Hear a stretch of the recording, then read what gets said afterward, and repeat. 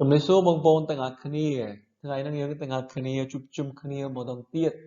ដើម្បីសិក្សាអំពីសាសនាខ្មែរនិងគ្រួសារ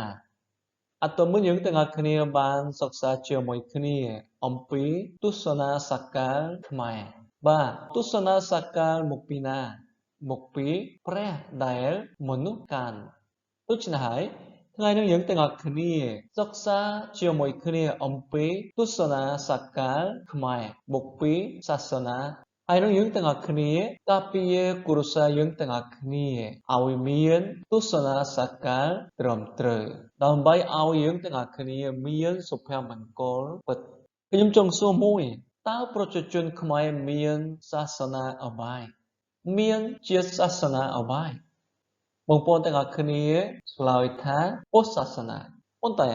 មុខសារនេះសួរម្ដងទៀតថាបងប្អូនទាំងអស់គ្នាមានពុទ្ធសាសនាមែនទេមុខសារនេះបានឃើញសៀវភៅមួយមានចំណងជើងថាទោះបីជាមានជាសាសនាគឺពុទ្ធសាសនាក៏ដោយតែជនជាតិខ្មែរអត់មានពុទ្ធសាសនាមានន័យថាជនជាតិខ្មែរមានសាសនាពុទ្ធប៉ុន្តែគេមិនស្គាល់សាសនារបស់គេទាំងអស់គ្នាទោះបីជាមានពុទ្ធសាសនាក៏ដោយតែនៅស្រុកខ្មែរមានពុទ្ធសាសនាប្លែកមានន័យថាម៉េចខ្មែរមិនដឹងច្បាស់ទេគេកាន់សាសនាពុទ្ធក៏ដោយតែគេមិនដឹងច្បាស់ទេអំពីសាសនាពុទ្ធរបស់គេទាំងអស់គ្នាថ្ងៃនេះយើងទាំងអស់គ្នាសិក្សាជាមួយគ្នាអំពីសាសនាខ្មែរជនជាតិខ្មែរមានសាសនាអ្វីគ្រួសាររបស់បងប្អូនទាំងអស់គ្នាមានសាសនាអ្វីបងប្អូនទាំងអស់គ្នាស្គាល់សាសនារបស់បងប្អូនទាំងអស់គ្នាយ៉ាងច្បាស់ទេបាទឥឡូវមកសានេះចង់និយាយអំពីប្រវត្តិសាស្ត្រនៃខ្មែរការចាប់ផ្ដើមនៃប្រវត្តិសាស្ត្រខ្មែរយើងទាំងអស់គ្នាស្គាល់រឿងមួយគឺទេវកថាខ្មែរទេវកថាខ្មែរគឺជាអ្វីសម័យមុនឆ្នាំ200នោះមានបុត្រារបស់ប្រទេសឥណ្ឌាគាត់ឈ្មោះអីគេកោណ្ឌ្យគាត់បានចេញពីឥណ្ឌាទៅប្រទេសមួយកន្លែងនោះមានស្រីម្នាក់ឈ្មោះសូម៉ាគាត់ជាបុត្រារបស់ប្រទេសណាហ្គាប្រទេសរបស់សត្វពស់បុត្រានិងបុត្រីបានរៀបការហើយនឹងបង្កើតប្រទេសមួយគឺកម្ពុជានៅទីនេះឥឡូវបងប្អូនទាំងអស់គ្នារស់នៅជាមួយគ្នានៅកន្លែងនេះសម័យនោះគេបានបង្កើតប្រទេសមួយគឺកម្ពុជាដូច្នេះហើយបុត្រាបុព្វប្រទេសឥណ្ឌារៀបការជាមួយនឹងបុត្រីម្នាក់ហើយនឹងគេបានបង្កើតប្រទេសមួយគឺកម្ពុជាដូច្នេះហើយនៅក្នុងប្រទេសកម្ពុជាមានសាសនាហិណ្ឌូមកពីប្រទេសឥណ្ឌានៅពេលបុត្រាម្នាក់មកពីប្រទេសឥណ្ឌាគាត់យកសាសនាហិណ្ឌូដូច្នេះនៅក្នុងប្រទេសកម្ពុជាមានអង្គវត្តនេះអីគេបាទនេះព្រះវិហារនេះសម្រាប់ព្រះវិស្ណុមកពីសាសនាហិណ្ឌូហើយនឹងមានសាសនាមួយគឺព្រះពុទ្ធមកពីណាមកពីប្រទេសឥណ្ឌាដែរនៅក្នុងសៀមរាបមានព្រះវិហារមួយនេះសម្រាប់សាសនាមកពីប្រទេសឥណ្ឌាបាទដូច្នេះហើយនៅក្នុងប្រទេសកម្ពុជាមានសាសនាហិណ្ឌូមកពីប្រទេសឥណ្ឌាហើយនឹងនៅក្នុងប្រទេសកម្ពុជាមានសាសនាពុទ្ធមកពីឥណ្ឌាហើយនឹងសម័យនោះមានសាសនាជាតិមួយទៀតគឺជាអ្វីបាទនេះជាសាសនាអីគេ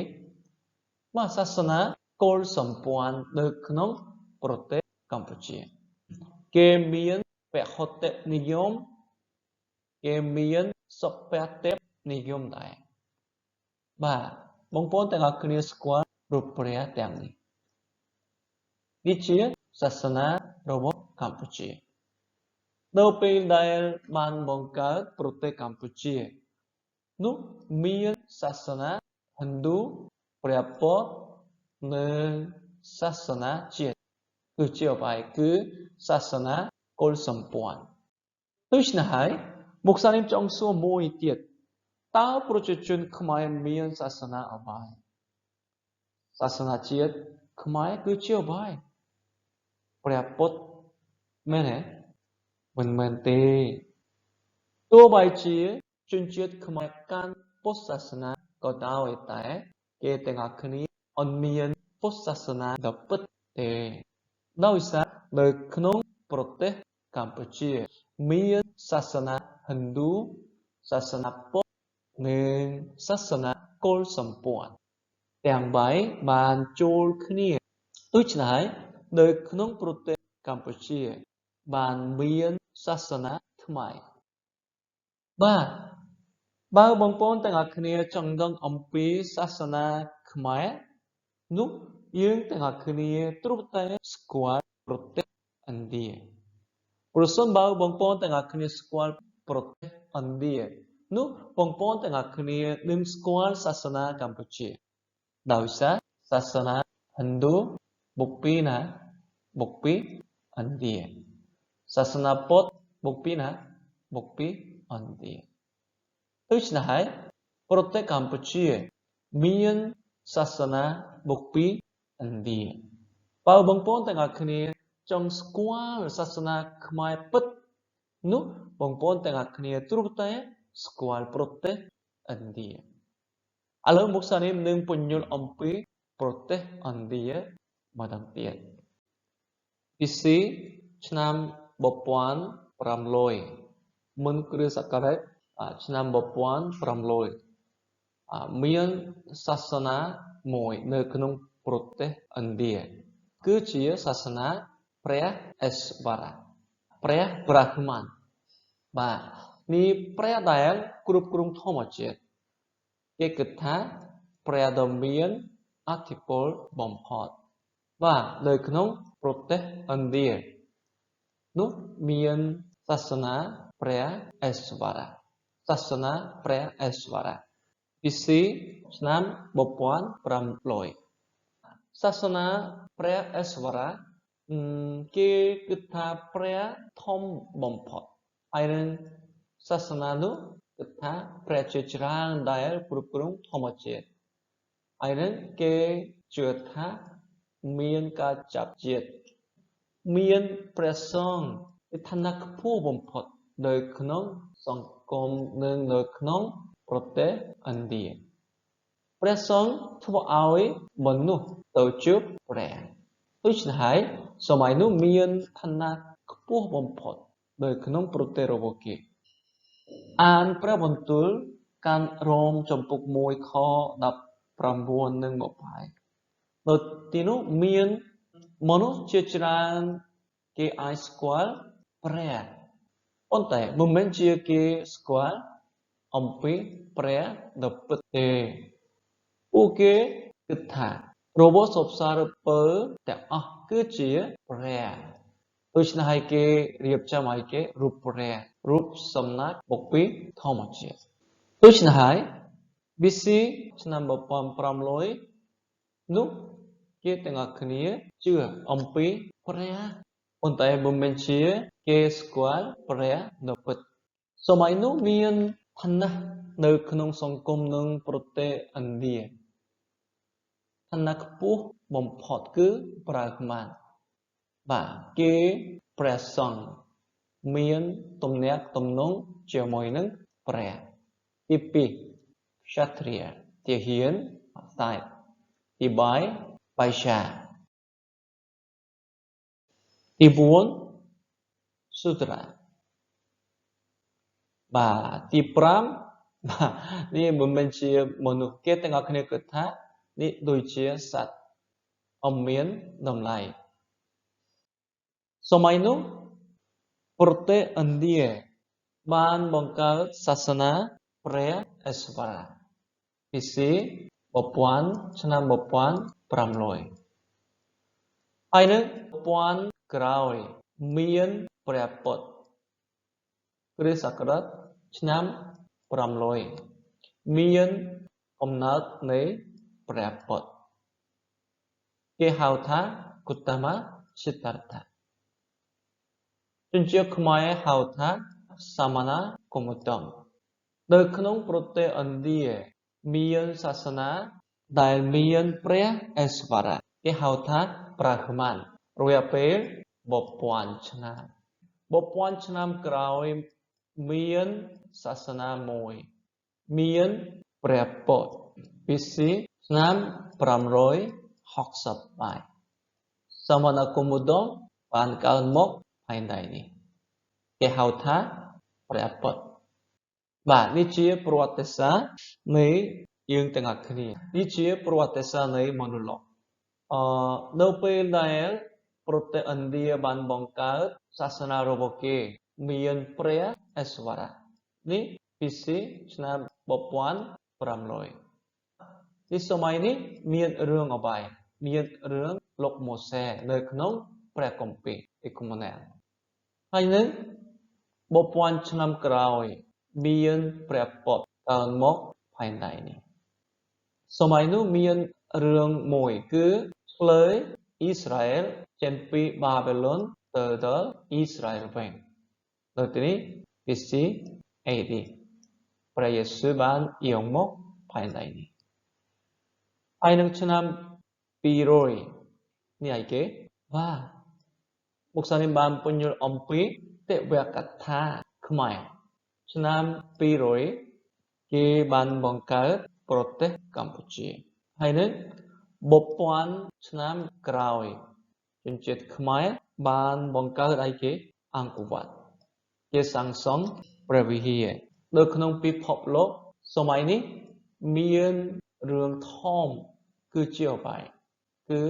សង្គ្រាមនៃសាសនាគ្រិស្តនិងសាសនាអ៊ីស្លាមបានឆ្លោះគ្នាបាទឥឡូវមុខសារនេះពន្យល់អំពីកំណើតនៃព្រះពុទ្ធសមណគោតមឧត្តមសិទ្ធត្ថៈគាត់ជាបុត្រានៅក្នុងប្រទេសមួយប្រទេសនោះប្រទេសទូចមួយរវាងប្រទេសនេប៉ាល់និងប្រទេសឥណ្ឌាគាត់ឈ្មោះអីគេគាត់ឈ្មោះសមណគមតមឧត្តមសិទ្ធត្ថៈគាត់បានរស់នៅក្នុងរាជវាំងជារៀងរាល់ថ្ងៃគាត់មិនដែលចេញពីរាជវាំងនៅក្នុងរាជវាំងមានសុភមង្គលជារៀងរាល់ថ្ងៃគាត់មិនដែលឃើញការឈឺចាប់មិនដែលឃើញសេចក្តីស្លាប់មិនដែលឃើញមនុស្សចាស់ដូច្នេះហើយគាត់គិតថាពិភពលោកនេះជាឋានសួគ៌បន្ទាប់ពីរៀបការគាត់បានចេញពីរាជវាំងហើយនឹងគាត់បានឃើញអ្នកជំងឺមនុស្សចាស់ការស្លាប់និងទុក្ខព្រួយនៅក្នុងពិភពលោកដូច្នេះហើយគាត់ចាប់ផ្ដើមគិតជាច្រើនគាត់ឆ្ងល់អ្នកជំងឺមនុស្សចាស់សេចក្តីស្លាប់ការឈឺចាប់មកពីណាដូច្នេះហើយគាត់គិតច្រើនថាតើយើងអាចគេចផុតពីការឈឺចាប់និងការភ័យខ្លាចដោយរបៀបណាថ្ងៃមួយគាត់បានសម្រេចចិត្តបងប្អូនទាំងអស់គ្នា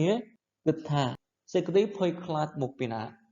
នៅក្នុងព្រះគម្ពីរកាញ់យូហានខ្សែទី1ចំពុក4ខ18មានបន្ទូលថាគ្មានសេចក្តីភ័យខ្លាចណានៅក្នុងសេចក្តីស្រឡាញ់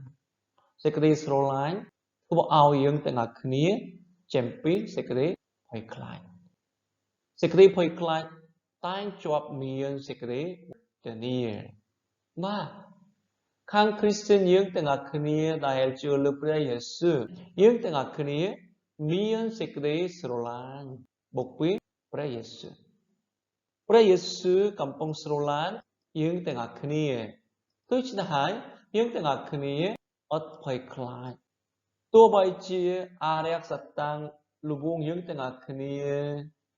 និងខ្មោចប៉ះពាល់យើងទាំងអស់គ្នាក៏ដោយតែយើងទាំងអស់គ្នាអត់ភ័យ ដោយសារយើងទាំងអស់គ្នានៅក្នុងព្រះយេស៊ូវនៅក្នុងព្រះយេស៊ូវដោយជាប់នឹងព្រះយេស៊ូវជាព្រះដ៏ពិតដូច្នេះហើយបើអ្នកដែលអត់ជឿលើព្រះយេស៊ូវគេទាំងអស់គ្នានឹងមានសេចក្តីភ័យខ្លាចរហូតសេចក្តីភ័យខ្លាចតែងជាប់មានសេចក្តីវេទនាបាទទស្សនាសកលគ្រីស្ទសាសនាមានសេចក្តីស្រឡាញ់ប៉ុន្តែអត់មានសេចក្តីភ័យខ្លាចដោយសារគេទាំងអស់គ្នានៅជាប់នឹងសេចក្តីស្រឡាញ់របស់ព្រះយេស៊ូវប៉ុន្តែទស្សនាសកលផ្សេងទៀតទស្សនាសកលរបស់កុលសម្ព័ន្ធទស្សនាសកលរបស់ហិណ្ឌូទស្សនាសកលរបស់ពុទ្ធសាសនាគេទាំងអស់គ្នាមានសេចក្តីអីគេសេចក្តីភ័យខ្លាចដោយសារគ្មានអ្នកណាដែលស្រឡាញ់គេទាំងអស់គ្នានៅក្នុងជីវិតរបស់គេអត់មានសេចក្តីស្រឡាញ់ដូច្នេះហើយគេមានសេចក្តីភ័យខ្លាចជារៀងរាល់ថ្ងៃហើយដើម្បីបានជាជនជាតិខ្មែរទៅវត្តពីព្រោះ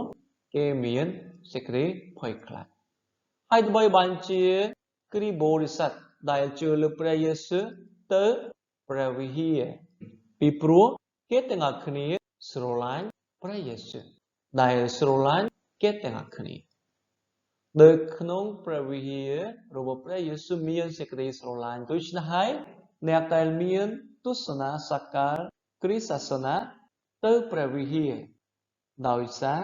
មានសេចក្តីស្រឡាញ់ចំពោះព្រះជាម្ចាស់ប៉ុន្តែអ្នកដែលមានទស្សនាសកលផ្សេងទៀតទៅព្រះវិហាររបស់គេទៅវត្តរបស់គេដោយសារតែគេទាំងអស់គ្នាភ័យព្រះរបស់គេមែនទេខុសគ្នាសេចក្តីស្រឡាញ់របស់ព្រះបានសម្ដែងមកដោយទ្រង់ចាត់ព្រះយេស៊ូវឲ្យមកក្នុងលោកីដើម្បីឲ្យយើងទាំងអស់គ្នាបានរស់ដោយសារទ្រង់ខាងគ្រីស្ទានមានសេចក្តីស្រឡាញ់ដូច្នេះហើយគេអត់មានសេចក្តីភ័យខ្លាចព្រះយេស៊ូវស្រឡាញ់គេព្រះយេស៊ូវជាប់នឹងគេព្រះយេស៊ូវការពារគេព្រះយេស៊ូវអោបគេនៅក្នុងសេចក្តីស្រឡាញ់ដូច្នេះហើយសមណគោឧត្តមគាត់ចេញពីព្រះជវាំងនិងគ្រួសាររបស់គាត់អាយុ29ឆ្នាំគាត់ចេញពីផ្ទះនិងគ្រួសាររបស់គាត់ទៅកន្លែងផ្សេងសម្រាប់ត្រាដងអំពីរបៀបចេញពីការឈឺចាប់និងសេចក្តីភ័យខ្លាចគាត់អមមានព្រះបន្ទូលរបស់ទ្រង់គាត់អស្គាល់ព្រះជាម្ចាស់នៃយើងដូច្នេះហើយគាត់មានការឈឺចាប់និងសេចក្តីភ័យខ្លាចថ្ងៃមួយគាត់ទៅស្លាប់ហើយនឹងគាត់បានត្រាស់ដឹងថាទ្រង់តែចេញពីការឈឺចាប់និងការភ័យខ្លាចទាំងអស់កើតមកពីភាពលប់លន់គាត់បានត្រាស់ដឹងថាការភ័យខ្លាចនិងការឈឺចាប់មកពីណាមកពីភាពលប់លន់ស្រីម្នាក់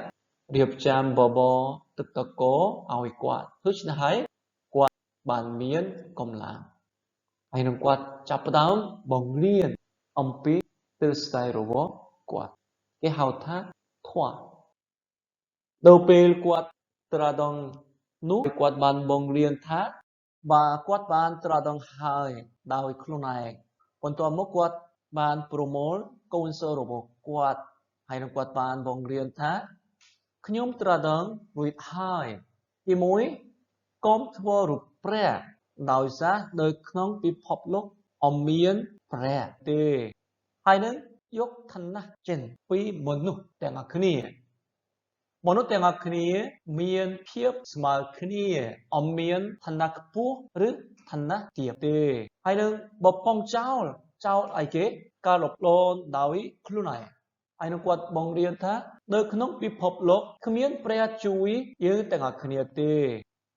ហើយនឹងនៅក្នុងពិភពលោកអត់មានព្រលឹងនិងវិញ្ញាណទេយើងទាំងអស់គ្នាទ្រង់តែចំពីការចាប់ជាតិអត់មានអីគេអត់មានឋានសួគ៌ នឹងឋានរੂទេយើងទ្រតែចូលនិព្វានគាត់បានបង្រៀនដូចនេះដោយការត្រាស់ដឹងខ្លួនឯងបងប្អូនទាំងអស់គ្នាយល់ព្រមឬអត់យើងទាំងអស់គ្នាសូមអានព្រះបន្ទូលរបស់ទ្រង់ព្រមចំពុកបាយខ11នៅទីនេះមានព្រះបន្ទូលថានៅក្នុងពិភពលោកអមមានអ្នកណាសុចរិតប៉ុន្តែគាត់នេះជាព្រះពោតគឺថាខ្ញុំជាមនុស្សសុចរិតដោយការត្រាស់ដឹងខ្លួនឯងប៉ុន្តែព្រះបន្ទូលរបស់ទ្រង់មានបន្ទូលថានៅក្នុងពិភពលោកអមមានអ្នកសុចរិតទេហើយនឹងអមមានអ្នកណាដែលយល់ដឹងទេមានន័យថាគ្មានអ្នកណាដែលស្វែងរកព្រះដែលបានបង្កើតមនុស្សទេគេទាំងអស់គ្នាអមមានព្រះដែលបានបង្កើតគេទាំងអស់គ្នាដូច្នេះហើយគេទាំងអស់គ្នាដោះស្រាយបញ្ហានៅក្នុងជីវិតរបស់គាត់ដោយខ្លួនឯងហើយនោះមានព្រះបន្ទូលមួយទៀតយូហានចំពុក8ខ44មានបន្ទូលថាអារក្សសតាងជាឪពុកហើយនឹងអារក្សជាអ្នកសម្លាប់មនុស្សទាំងអស់គ្នាអារក្សធ្វើឲ្យមនុស្សមិននៅជាប់ក្នុងសេចក្តីពិតដោយក្នុងអារក្សសតាង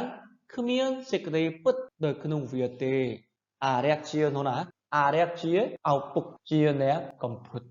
អារក្សបានជ្រើសរើសមនុស្សម្នាក់ដែលបានត្រាស់ដឹងដោយខ្លួនឯងបន្ទាប់មកអារក្សធ្វើឲ្យមនុស្សនោះដែលត្រាស់ដឹងនិយាយកុហកតាមគំនិតរបស់គាត់នេះជាគំនិតមកពីអារក្សសតាង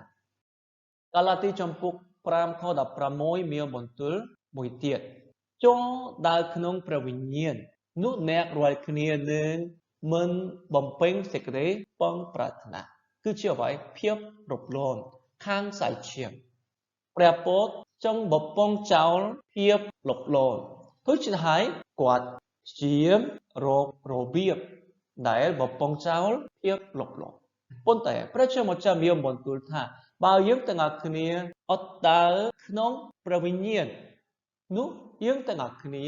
មានសេចក្តីបងប្រាថ្នាជាភាពលប់លន់ដដែលដូច្នេះហើយគាត់នៅជាប់ភាពលប់លន់ដដែលខាងសាយឈាមព្រះពោតទ្រពកាយគេព្រះពោតបានទ្រពការតម្រង់ល្អគឺជាសេចក្តីពិតតាមព្រះបន្ទូលរបស់ព្រះជាម្ចាស់ដែលបានបង្កើតគាត់ហើយនឹងមានព្រះបន្ទូលមួយទៀតយ៉ាកុបចំពុកបាយខ1ថាកុំឲ្យធ្វើជាគ្រូច្រើនគ្នាពេកឡើយព្រោះដឹងហើយថាយើងនឹងទ្រូទោសធ្ងន់ជាងគេគ្រូដែលបង្រៀនអំពីទ្រឹស្ដីខុសគាត់នឹងទទួលការជំនុំជម្រះធ្ងន់ធ្ងរជាងគេហើយនឹងមានព្រះបន្ទូលមួយទៀតទីម៉ូថេខ្សែទី2ចំពុក4ខ1ព្រះគ្រីស្ទយេស៊ូវដែលទ្រង់រៀបនឹងជំនុំជម្រះទាំងមនុស្សរស់និងមនុស្សស្លាប់ផងព្រះពុទ្ធបានបង្រៀនថាយើងទាំងអស់គ្នាទ្រង់តែចូលនិព្វានដោយការខំប្រឹងប្រែងគាត់បង្រៀនថាគ្មានការជំនុំជម្រះទេហើយនឹងគាត់បង្រៀនថាគ្មានឋានសួគ៌និងឋាននរកប៉ុន្តែព្រះជាម្ចាស់បានប្រទានដល់យើងទាំងអស់គ្នាថានឹងមានជំនុំជម្រះព្រះយេស៊ូវនឹងជំនុំជម្រះមនុស្សលោកប៉ុន្តែព្រះពុទ្ធបានបង្រៀនថាព្រលឹងរបស់យើងទ្រង់លាយបាត់ទាំងស្រុងតាមរយៈការត្រាស់ដឹងនៅពេលយើងចូលនិព្វានដោយការត្រាស់ដឹងនោះព្រលឹងរបស់យើងទ្រង់លាយបាត់ទាំងស្រុងអត់មានការចាប់ជាទេគាត់បានបង្រៀនគំនិតរបស់គាត់ខ្លួនឯងមុខសារនេះបញ្ជាក់ថាអារក្សសតាំងបង្កើតទ្រឹស្ដីคล้ายៗនៅក្នុងពិភពលោកនេះហើយអ្នកកាន់ទ្រឹស្ដីនោះបង្កើតព្រះថ្មីនិងសាសនាថ្មីមួយអារក្សសតាំងបង្កើតទស្សនាសកល អក្សរមួយដូច្នេះហើយទស្សនាសកលនោះមកពីអរិយសត្តាទស្សនាសកលមកពីអរិយសត្តាធ្វើឲ្យមនុស្សមិនស្គាល់ព្រះបន្ទូលរបស់ព្រះជាម្ចាស់ដែលបានបង្កើតមនុស្សលោកទេអរិយសត្តាជ្រើសរើសមនុស្សម្នាក់ឲ្យត្រាស់ដឹងដោយខ្លួនឯងបន្ទាប់មកអរិយសត្តាធ្វើឲ្យគាត់បង្រៀនដល់មនុស្សអំពីគំនិតរបស់គាត់នោះកូនសិស្សរបស់គាត់បង្កើតសាសនាមួយដែលមានទស្សនៈសកលថ្មីនៅពេលដែលមានទស្សនៈសកលថ្មីនោះមនុស្សលោកចេញពីព្រះយេស៊ូវកាន់តែឆ្ងាយអរិយសត្តាធ្វើឲ្យមនុស្សលោកកាន់ទស្សនៈសកលថ្មីដូច្នេះហើយសូមឲ្យបងប្អូនទាំងអស់គ្នាមានទស្សនៈសកលរបស់គ្រិស្តសាសនាតាមរយៈព្រះបន្ទូលរបស់ព្រះដែលបានបង្កើតយើងទាំងអស់គ្នាសូមការពារគ្រួសារយើងទាំងអស់គ្នាពីទ្រឹស្ដីអាក្រក់មកពីទស្សនៈសកលដែលអរិយសត្តាបានផ្សព្វផ្សាយ